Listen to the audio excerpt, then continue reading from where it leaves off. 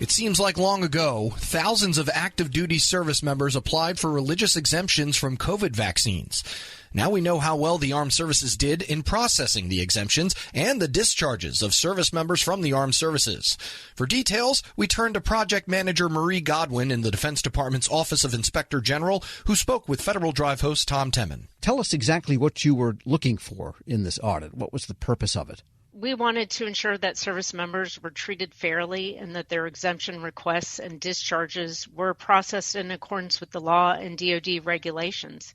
And we also received a number of hotline complaints alleging that the military services were improperly processing religious accommodation requests.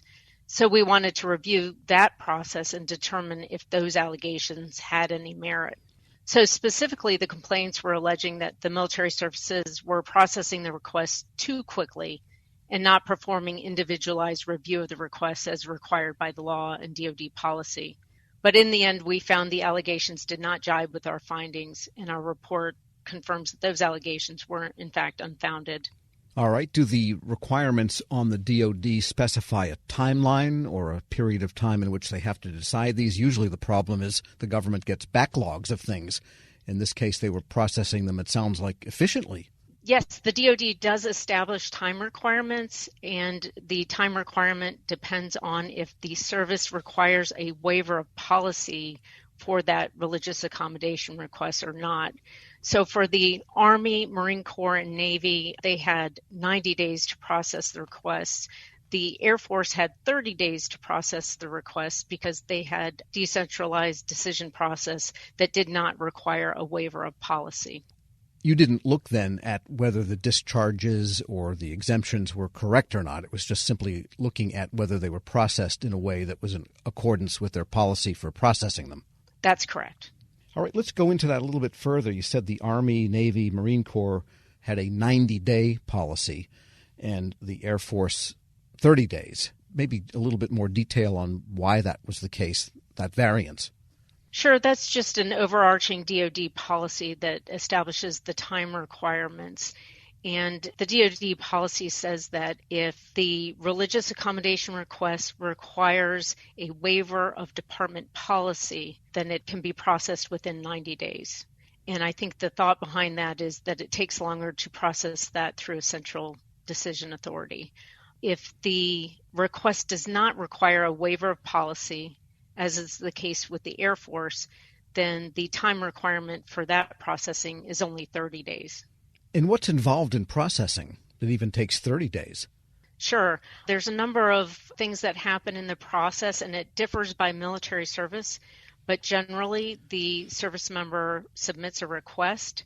They have recommendations from their chain of command. They meet with a military chaplain to discuss their requests. There's also medical subject matter expert recommendations. And all these are processed up through the decision authority to consider. Right. And just to clarify once more, you didn't look at the quality of the decisions versus, yeah, you can stay or you're discharged, but again, just whether they were processed in the proper manner. Right. So we looked at, did they have all of the required recommendations, and was the proper decision authority deciding on the request? We're speaking with Marie Godwin. She's a project manager in the Inspector General's office at the Defense Department. So generally everything went according to each armed services policy for getting those things processed. Any exceptions or any outlying issues that you discovered? So for religious accommodation requests, we found that the Army and Air Force were taking much longer to process the exemptions than the DoD time requirements. So the Army, as we said before, had 90 days to process those requests, and they were averaging about 192 days to process the requests. The Air Force had 30 days to process those requests, and they were averaging about 168 days. Yikes. And do we know why it took so long to do those? Well, we spoke with the military personnel involved in processing religious accommodation requests, and they told us that in a typical year, they only receive 3 or 4 requests for religious accommodation. So they were just overwhelmed by the sheer number of the requests. Right, sure. And could be that the religious exemption has maybe more subtle decision-making that's required. It's hard to tell, but I mean, that sounds like a tough one. Maybe they're afraid to make the call in some cases. Well, I think they just wanted to take the time to make the correct decision and make sure that it was an informed decision. All right. So what recommendations do you have then? It sounds like they would be centering around the religious exemption request because that's what caused the outlying cases. So we had 3 recommendations. We had one for religious accommodation requests, one for medical and administrative exemptions, and one for discharges. So for religious accommodation requests, we recommended that the DoD issue new guidance for periods of high volume requests to decrease processing times. Military personnel told us that they only receive a few requests per year, and under those conditions, the existing policies were sufficient, but not in periods of high volume requests. So this recommendation aims to improve the processing time so that service members are not significantly impacted while they're awaiting a decision. All right. And what about for the medical and administrative recommendations there? Sure, we recommended that the DoD require personnel to document exemption approvals in service members' personnel records. We had found that they weren't always being documented in their records, so we anticipate that requirement will reduce the risk of errors and ensure that the service members' vaccination status is accurate in the medical readiness systems. And for the discharge petitions, that means that people want to be released from the military rather than have the vaccine. That's what that particular application is? Correct. So we recommended that the DoD require uniform discharge types and reentry codes for all service members who were discharged for vaccination refusal. And we made that recommendation because if the DoD does not issue uniform discharge types and reentry codes, then service members will experience different impacts to their educational benefits and eligibility to reenlist. I was going to say re-entry codes. Does that mean that there's like a revolving door over vaccinations? You can be discharged and then come back?